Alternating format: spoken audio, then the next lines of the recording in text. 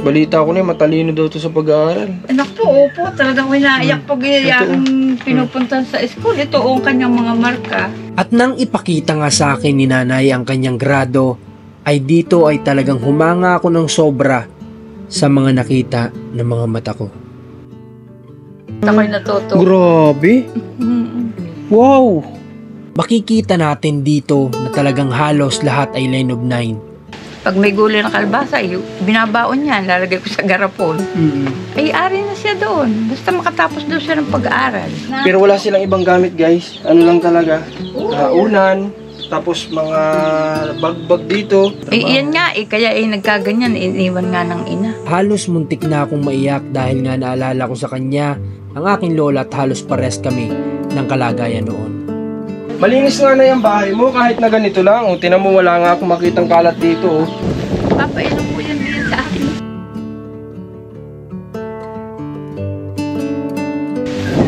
Nay!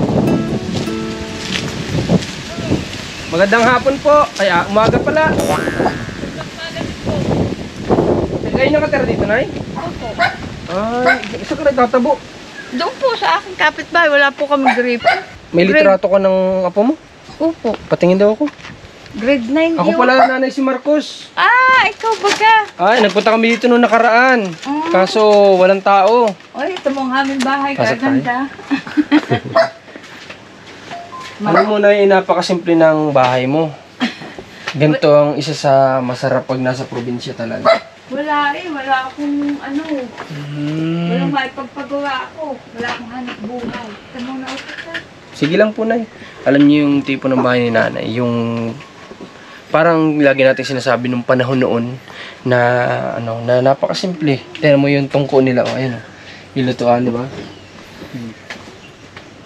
Ayan, ang segregate nila, Isipin mo, tingnan mo lang yung mga kaldero. Naka-segregate.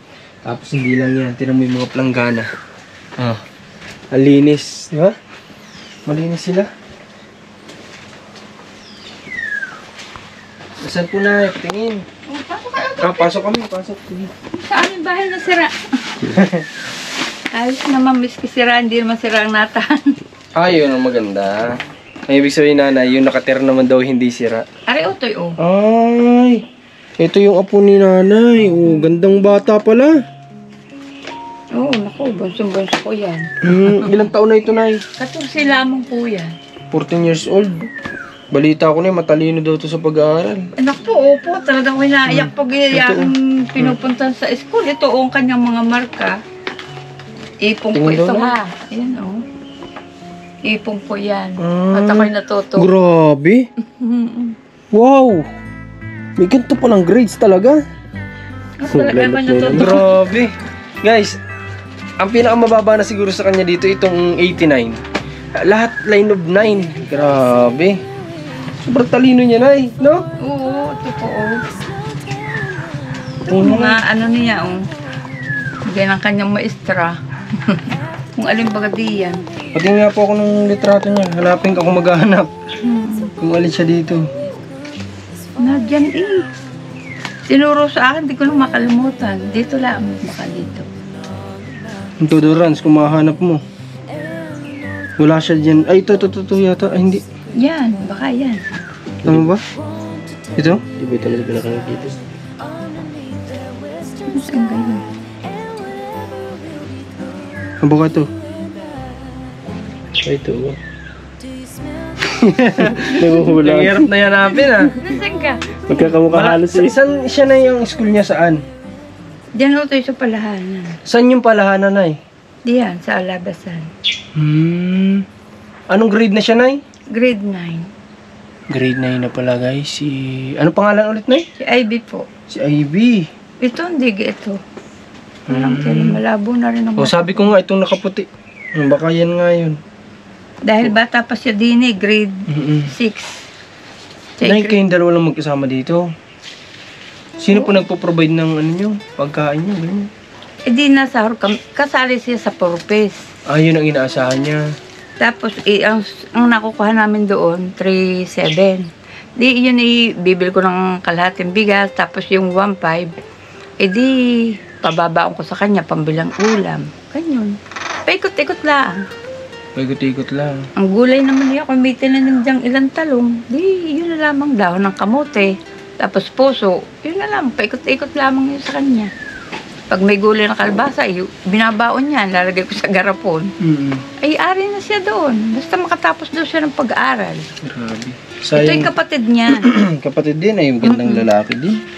Sayang lang at hindi natin na aabutan si ano. Ano pangalan na? Si Ivy. Si Ivy. Hindi natin naabutan si Ivy. Ito si Ivy, oh. O, di ba? Magandang bata rin.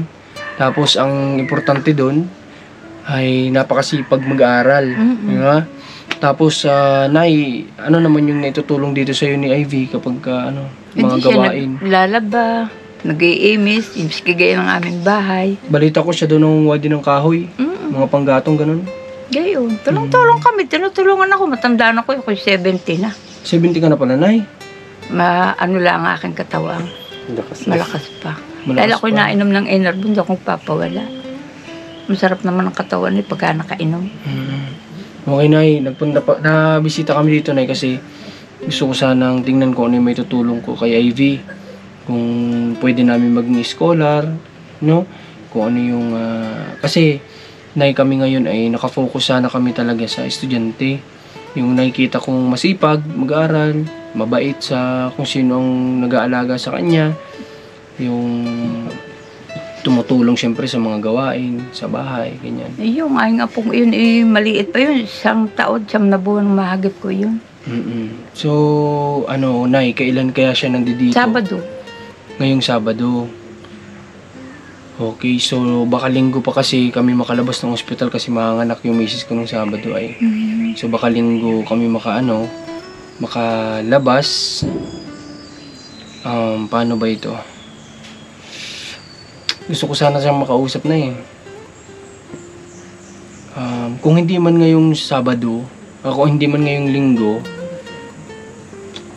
magpapamessage ako dito na baka pwede nating, halimbawa, pa-half day nang yung wala na masyadong ginagawa. Ano kasi 'di ba mag-e-end naman ang pasukan, matatapos na.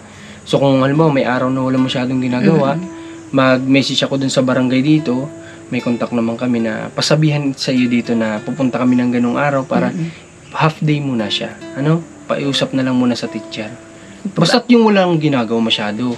May exam yun ngayon? Oh, pagtapos ng exam. Alam ko pagtapos ng exam wala na masyadong ginagawa niya. Nag-waiting na lang ng bakasyon. Okay, kaya nga sige. sabi ko ikaw inang magpa-interview dahil gustong-gusto ko ikay makatapos. Oo, Nay. Apakahirap mang di maalam. Opo, Nay. Mas mainam pa rin yung may pinangahawakan tayong diploma. Nakakaawa. Tsaka desidido siya kasi makatapos. Gustong-gusto niya. Napakagalang ulo ng aking apong yan Grabe, no? Tsaka kita naman, Nay, isipin mo nga yung mga grades niya na yun na almost line of 9. Parang dadalawa tatatlo yata yung 89, 88. Ay, pag-iigihin mo pag-aaral ha, ay ako'y talagang nagpapagod sa iyo. Dahil mahirap ang walang pinag-aralan. Totoo, Nay. Saka, pag ikaw ito, manda, gaya ko, ay di, kinasa bahay din lamang. Paano pag ikay nagkaanak? Sino tutulong sa iyo? Matanda na ako gahaba pa ang buhay. Hindi na. Maganda yung ikinakakatapos. Pag ikinag-asawa at nagkaanak, ay di may kinabukasan. At saka, Nay, kasi minsan hindi natin hawak yung mga pwedeng mangyari. Pwedeng hindi mo alam kung ano yung mapapangasawa mo, kung bang kayo ay hanggang dulo. Paano na lang kung dumating sa punto na kagaya ng ibang nararanasan na iniiwan ng lalaki. Di pa paano mo bubuhayin yung anak mo kung ikaw ay, di ba? Kung ikaw ay wala man lang pinag-aralan. Ay, mahirap. Yan nga, kaya nagkaganyan, iniwan nga ng ina. Balita ko nga po. Talaga ako'y nabubuwisit sa buhay pagkagayon. Oo. Nakakaawa ang bata. Buti kung gaya kong laging nanay, makimpuhan, pag hindi makakapasok. Ay di kaawa-awa. Tapos bata pa mag-aasawa na. Jesus Maria Josep. Kaawa-awa naman eh. Ang tatay na saan? Ang tatay niya, malapit dito, naroon sa may ganyan lang, paglikong pa ganyan ng bahay nila. Binibisita naman siya. Binibisita naman, kasi may asawa rin, may anak din siya. Pero itong nanay talaga ang... Ang nanay niya malayo. Kawawa naman, Ang isang kapatid nito, naroroon. Talaga nagsusumikap lang talaga. Nagsisikap talaga ito makatapos. Gustong gusto. Sabi ko, paano? Ako'y matanda na, wala akong magagawa sa iyo. Umuwi ng hihinayang. Naawa din kayo sa apo niyo, Nay. Yan talaga ako naiyak dito pag ako yung dinadala doon sa harap ng school na nga. Sabi may sabit siya. Ay ako naiyak na, ako natutuwa eh. Magaling nga ang ulo. Hanga pati yung si Ponciano, si Aileen. Gagalingan nga sa ulo niyan. Napakatalinong bata, guys. Ito yung mga masarap ding i-scholar. Kasi, alam mo yun, hindi lang siya sa pag-aaral kasi magaling. Magaling din sa pakikitungo sa lola niya na nag-aalaga sa kanya. Sabi ko yun ako, kung kayo hindi ko nahagit, baka kayo may asawa na. Halos paras kasi kami na ni Ivy. Ako din eh, lumaki din ako yung lola lang talaga. Dalawa lang din kami. Parang kayo din, gantong-ganto din. Kaya gusto ko siyang tulungan kasi parang nakaka-relate ako sa kanya eh. Nakakatuwa rin naman pagka yung... Ang iyong... Ba't ka naluha? Ayos lang yun ah. Kaya ako yung mababaluha. Basta na ganito. Ganito na lang ha. Hindi ka na Kami na kasubukan namin kung anong gagawa namin kay Ivy para hindi nyo na problemahin yung sa purpose niya. Alam ko dapat ginagamit sa paaralan yun ay. No, pero maunawaan naman siguro kung halimbawa hindi kaya kayo matanggal sa purpose kung may tutulong. Ay, hindi, yun nga ang tanong. Hindi naman siguro. Kasi nasa sitwasyon naman yan ay nasa ano pa rin naman yan. Hindi pa, sila ay umunawa sa gaya ko. Ay alam naman nilang kamilaan dalawa rin eh. Paano gagawin? Sige na, basta ganun. Gagawin namin yung best namin din para kay Ivy para makatulong sa pag-aaral niya ha. Para hindi na po siya, hindi niyo problemahin yung allowance, bayarin sa school. Anong grade na siya ulit? Grade 9. Grade 9. Sa taon naman pag mayaman niyo si grade 10. May 3 taon pa si Ivy na pagpapasok sa school. Kaya nyo guys, hindi pa natin namimit si Ivy, hindi pa natin nakakausap pero ang ganda na kaagad ng kwento ng buhay ni Ivy na may babahagi sa atin. Napakasarap ng buhay ka ako pagkatapos ko. Kung may ibalik ko lang ako'y grade 1, ay sus ko po, ay papasok ako. Napakahirap nang di maalam. Gusto mong pumunta sa ibang planeta, hindi ka makakapunta, hindi mo Huwag naman na ibang planeta. Ibang bansa na, ibang lugar. Talaga nakakaano. Ito ingat-ingat ito eh. Sabi ko magaling ang alam mo, pag nagkaanak ko, di maipapakita mo ito. Paano na kapag ka nasa school sa AB, solo ka lang dito? Ganito lang ako. Naluluha ako guys kasi ganto din yung lola ko nung kapag pumapasok ako nung college. Wala siyang kasama sa bahay. Kumbaga pag uuwi ako tapos nakikita ko kuba na tapos ganyan na matanda na tapos nagtatrabaho ko sa bahay parang nakakaawa. So nakikita ko sana si Ivy. Nay, ganito na lang. May isa ako sa iyong hiling. Sana habaan mo pa yung buhay mo ha. Para si Ivy po pag nakatapos yung plano niya para sa iyo maibigay niya. Kasi ako yung plano ko sa lola ko noon na lagi ko sinasabi sa kanya, hindi ko na nagawa kasi nga wala na siya eh. Kaya sana habang mo yung buhay mo ha. Sige. Sige na. Pag hindi Lunes, Martes. Basta matapos mo na exam niya. Yung wala na siyang wala nang problema. Wala nang gagawin ha. Okay ba sa'yo, Nay? Ayos. Basta makatapos lang ako siya, iayos na yun sa akin. Biglang ako mawawala. Ibig sabihin, mahal na mahal mo naman ang apo mo, Nay. Naku. Kami dito lang natulog na ngayong apong iyon. Dito? Dito lang kami natulog. Ganun.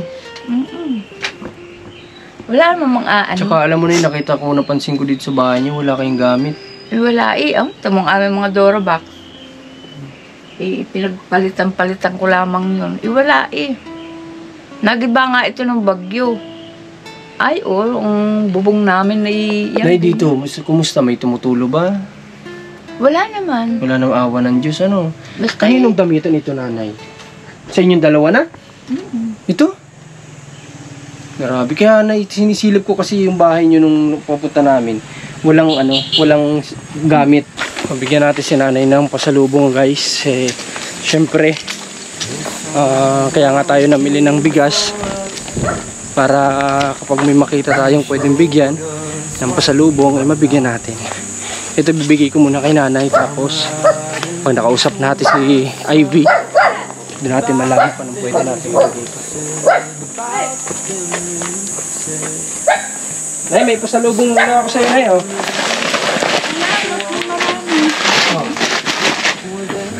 Pasalubong ka agad. Okay lang po, Nay. Sabi ko kasi kanina, mamimili kami ng bigas para pag may makita kami pwedeng mabigyan, di may maibibigay man lang kami. Nay? Di salamat ng marami sa iyo. Wala po naman, Nay. Dito, Nay, sa pamumuhay nyo ni Ivy, ano yung madalas lang na kinakain nyo? Hindi, yung gulay na lamang. Misip, yung pag ako binigyan ng aming anak ng isda, yun na lamang. Gulay na talong, kamote, yun na lang. Basta, nakakakain 3 beses maghapat walang sakit. Ayos na yun, napakasarap pa sa akin. Pero sa Ivy naman, hindi naman nareklamo sa mga kinakain. Hindi naman. Hindi siya gano'n, ano? Hindi. Maganda po ang bata na ganyan, Nay. Yung hindi Hindi siya mabunganga. Ay, ganda. Basta ayos lang siya. Yung nakikita niyo yung aking paghihirap sa kanya. Siguro kung ano yung meron. Ayun lang. Yun lang, ano? Ang baon nun ay 120 lang. 1 linggo na yun. Ay, 120 isang linggo? Siya naman ay libre sa motor. At gawa ng aking isang apo kasama niya. Ay, grabe. Isang Naaring- linggo, 120, di ba? Ay sa iba-ibang bata, naku, hindi po pwede. Alam nyo ba, Nay, kami nga dati, mayroong tumulong sa amin. May pinag-aaral kami dati. Binibigyan namin minsan ng 200 pumapatak isang araw niya. Eh, hindi, ayaw pang pumasok. No, nasa nalaman ko kay Ivy, 120 sa isang linggo. Eh tama, eh pagka inubos ko yung 300 sa isang linggo, paano sa isang araw? Wala naman laging mahihingan. Mahirap yun, kaya ako matuto kong magtiis. Basta makatapos, napakasarap ng buhay. Ano po ba, Nay, ang madalas na nakikwento sa Ivy yung pangarap niya? Yun nga, ano nga yun, Saan daw, Nay, ang gusto niya? sa airport, ano nga tawag doon? Flight stewardess. Yun. Yun ang pangarap niya. Lagi yung nakapalda ng kulay asol, tapos nakalong sleeve. Matangkad ba si Ivy, Nay? Matangkad? Matangkad yun. Ay, may chance, Nay, kasi doon ay kailangan medyo matangkad din, Nay. Ano, kung matangkad si Ivy, tapos magkaroon siya ng oportunidad na makapag-aral ng flight stewardess, di maganda, Nay. Matapad niya yung pangarap niya. Pero ito bang bata na hindi naman naghahanap sa magulang? Ay, naghahanap din pag minsan, pag hindi, may hindi rin. Pero napag-uusapan niyo yan? Dahil siya ay maliit pa nga inarin sa akin, 9 na buwan. Okay. Napaka-liit pa pala, no? Naku, kaya ako'y pagka yun ay wala, at kung saan naroon, ako'y hanap ko yun. Ayaw kong maalis nang hindi na mamaalam. At saka hindi naman naglalayo. Maamang ama. Pero dapat laging mo din payuhan siya na iwas siya sa mga pwedeng maging tukso. No? Kasi baka mamaya magkaroon ng asawa ng Naku, hindi pa tapos. ang gusto ko'y makatapos at masarap ang buhay ng tapos. Kaya nga po, Nay. Ang inyo po bang mga anak ay nakapagtapos? Iisa ang nakapagtapos kong anak ay wala na rin yun, namatay na. Isang babae. Ang anak ko'y 6. 5 lalaki. Yung babae ko ang wala na, 3 taon nang patay siya. 3 taon na. May mga anak Sino din. po ba ang anak niyo sa mga magulang ni Ivy? Yung tatay? Yung si Alan, yung lalaki. Yun ang asawa. Ay, asawa. Ang anak ninyo. Okay. Tapos may sarili ng pamilya. May kapatid na doon si Ivy. May isang lalaki. Okay naman sila. Batang lalaki, daycare. Nakakausap naman Ivy, hindi. Nakakausap naman. Kakausap Mabuti. naman sila. Ayos naman silang dalawa. Maganda na kung kahit paano close sila. Ano? Sadyang gayon lang magkapatid sa ama eh. Oo. Tamang close lang. Ito yung uniform niya. Yung mga yan. Sino naglalaban, Nay? Ako. Ay, ikaw. Pero pag walang pasok, naglalaba din siya. Natulong. Bakit, Nay, dun sa taas hindi kayo matulog? Ba't dito? Hindi ako makatulog doon. Bakit? Nasanay ako dito. Nung maiwan ako ng aking asawa, ako'y sadyang dito na. Nay, pwede ko bang tingnan ang loob ng bahay mo? Tingnan Parang gulong-gulo. Tingnan natin. Hindi ako nakakainis. Sabi ka. Hindi naman yan magiging. Yain na! Parang gulong-gulo din yun eh. Hindi ko maintindihan ng iyan. Ay, hindi naman, Nay. Ayos lang naman. Kawayan pala ito, guys. Oo. Tira. Napakadami nyo palang Durabox, Nanay. Hindi ko lang nakikita sa labas. Oo. 1, 2, 3, 4. Kaso lumang-luma na yung dalawa sa labas. Tapos yung aparador na may sira na. Pero wala silang ibang gamit, guys. Ano lang talaga. Unan, tapos mga bag-bag dito, Yung mga sira-sira tapos ano lang, tawag dito, Jorobox lang mismo. Kasi may mga santo lang dito. Walang ibang gamit dito, tapos ilaw. Wala nga eh. Nay, sino ito nasa picture? Ha? Sino po ito nasa litrato? Anak ko yan ang namatay na. Ah, ito ang patay na. Okay. Makatapos yan ng high school. Yan ang napag-aral nyo na anak. Yan ang nakapagtapos. Yun ang nakapagtapos ng grade 12. Ito na yung mga ito, kanino ito? PAB yan. Kay Ivy ito? Oh. Di ibig sabihin na simula nung nag-aral sa Ivy, may mga award talaga siya, honor. Grabe. Nung grade 8 siya na, pang ilan siya? Hindi ko matandaan na eh. Pero may honor siya. Imposibleng mawala na Sa grades ba naman na ito? Tinan ko nga ulit. Sa grades ba naman na ito, guys? Tinan nyo naman po, 92, 90, 90, 85, 86. Yan na yung pinakamababa niya. Halos lahat talaga, line of 9, Ayan, ang lala. Grabe. Talagang, ano to, guys, tutok talaga sa pag-aaral to. Naku eh, sa hapon may wala namang ginawa kundi mag-aral eh. Ay, kapag umuwi dito? Talagang yun eh. Batang napakasipag. Hindi siya, miski tamad siya sa paggawa agad sa bahay. Ito munang iniintindi. Kasi pag-aaral muna. Focus siya sa pag-aaral talaga. Pero, after naman niyang gawin siguro yung pag-aaral, kumikilos naman na siya. Din yun ang maganda. Tumutulong. Hindi siya tamad na maiging. Ang ibig ko sabihin sa ibang bata, bahala ka diyan gumawa. Siya ay, basta tapusin ko muna ito, ganun. Basta tapos siya. Kumbaga may priority.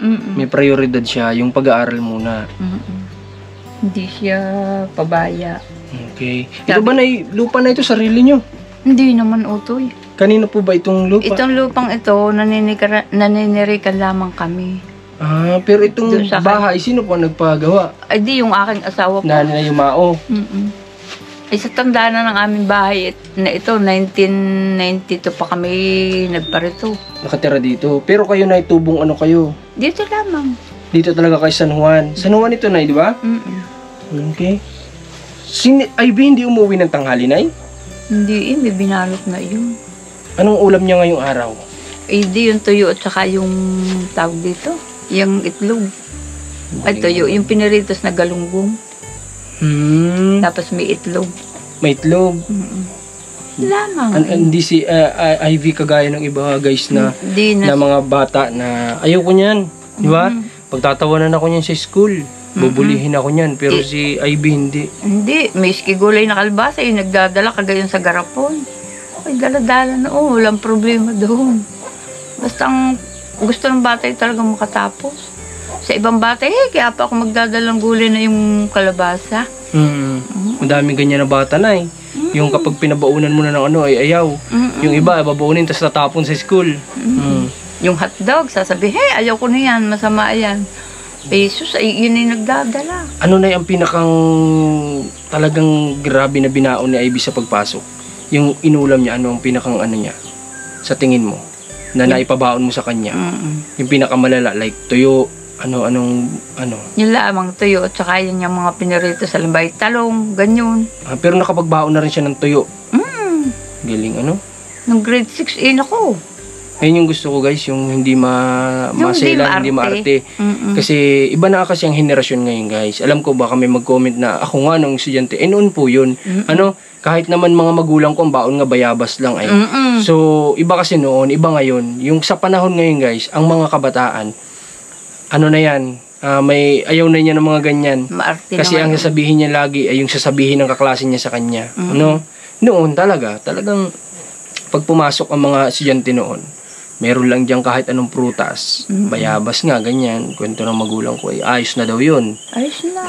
Pero ngayon, hindi na ganun. Kaya kapag may mga gantong bata ngayon na nalalaman ko na kaya pang mag-ulam ng tuyo sa school, di ba? Hindi niya kinahihiya yun. Proud ako sa ganun. Saludo ako sa mga ganung bata. Pag hindi ka nag-ulam ng ganyan, anong gagawin mo? Ay, wala nga. Yun lang ang kayang ipabaon, Pagdating doon sa eskwela, kay mga ngagaw, nakakaya lalo yung magaling pa yung sarili mo. Nanay, magkano nakukuha niya sa 4-piece? 3-7. 3-7, yun ay ilang buwan? 2 buwan. Oh my God, 2 buwan? Dalawang buwan niyang pagkakasyahin yun. Minsan nagbibigay itong batang ito. Bakit malaki na ito ngayon? Nagtatrabaho na? Ito. Grabe guys. Di paghati-hatiin ko, bibili ako ng garning bigas. Tapos yung 1.5, ititira ko yun para mabaon ng aking apo. Pag nagkulang naman, hingi na ako. Kaya pala 120, 100? 120. Isang linggo? Oo. Grabe, kaya pala ganun yung pinagkakasya lang ni Ivy guys. 120 isang Alam naman niya Kamukha mo na Di apo paras kayo ng paras kayo ng buhok. Hawakan mo daw na Pakita ka sa camera ang hawak-hawak mo. Tinan nyo. Baga po, magkahawig Hawig. Okay, sige Nay. Salamat. Pupunta na lang dito yung barangay Nay para magsabi sa inyo ha kung kailan kami dito babalik. Nay? Sige Nay, masaya kami. Ano pangalan mo? Kanina pa tayo nagkikwentuhan. Arsenia Aguila. Arsenia? Aguila? Aba, mataas ang lipad nyo Nay. Magpantay ako ng dalaga. Magpantay? Aba, grabe ang mga apelido niyong ginagamit. Ano? Ay, ng dalaga ako. Tapos nung magkaasawa ko, di Aguila. May apelido palang ganyan Nay? Hindi ko akalain. Aguila nga apelido nito Si Ivy, Aguila? Oo. Aguila pala guys, si Ivy. Sana yung Aguila na apelido niya magsilbing parang ano niya, kumbaga mag-reflect sa pagkatao niya na mataas yung lipa, di ba? Okay? Sige Nay ha. Tago mo po ito at kami pupunta na muna ha. God bless you Nay. Okay. So dito tayo daan. Sa inyo, ingat kayo. God bless po. Dito kami daan Nay. Sige. Nakita mo yung aking bahay. Malinis nga na yung bahay mo kahit na ganito lang. Tinan mo, wala nga akong makitang kalat dito. Talagang linis na linis talaga. Wala ka na yung mga tanim-tanim dyan sa paligid. Yun talong lamang. Sa gilid na yun. May bunga na, wala pa. May bunga naman, 5 yun. 5. Ito hindi na nagana pa, wala lang gasol. Walang pagkarga ako doon. Kaya dito ka nagluluto. Marami naman akong kahoy. Oo nga Nay, nakita ko nga. Sobrang dami talaga dun sa labas. Magtulong kayo nangunguha niyan? Sipag din naman niya yung pagka ako'y nangangahoy nasa Ay, hindi lang pala yun meron pa dito. Oo. Ayun pa. Sobrang dami nilang nakareserbang kahoy na na pampaparikit. Anytime nga naman na magluto si lola niya, hindi na mahirapan na maghagilap dyan ng kahoy. Pagkahanap ka pa, pagka hindi magluluto, ay pag may nakatambak, ay di kakukuha-kuha mo lamang yun. Pero Nay, alam nyo itong lupain nyo, itong peditrikan, ang lawak sana May lang kayo sa inyo yan? Gusto mo ka? Hindi Nay, okay lang. Okay lang Nay, nakita ko lang ito ninyo guys, ang dami lang ka. Kami lang po na tatlo ng asawa ko nandito sa Candelaria. Taga Bicol talaga kami. Ang Bicol? Oo. May bahay lang kami sa Candelaria. Pero doon kami talaga madalas. Pero Nay, kapag nag-scholar namin si Ivy, may conversation naman, pwede mag-conversation para kung sakali man na mag-scholar namin siya, pwede namang mag-send ng pang-allowance, ganyan. Nanay, okay? Sige Nay, punta na kami ha. Maraming salamat po. Ba't ayaw magdala? Ay, hindi ko makakasama po kami sa bahay. Pasok ko na ito Nay. Yay na! Papainom po yung biya sa akin. Salamat, Otoy. Sige ho. Pinag-igit pa ako. Lapit lang naman. Sige, salamat. Sige Nay, God bless. God bless po. Okay. Ingat kayo ha. Sige ho. So, Salamat. thank you Nay. Punta muna tayo guys at sayang lang talaga na na hindi natin na-meet si Ivy, pero marami pa naman pagkakataon. Marami pa namang panahon na pwede natin siyang ma-meet dahil matagal pa naman kami dito sa Candelaria. Diyan sa Candelaria matagal pa naman kami.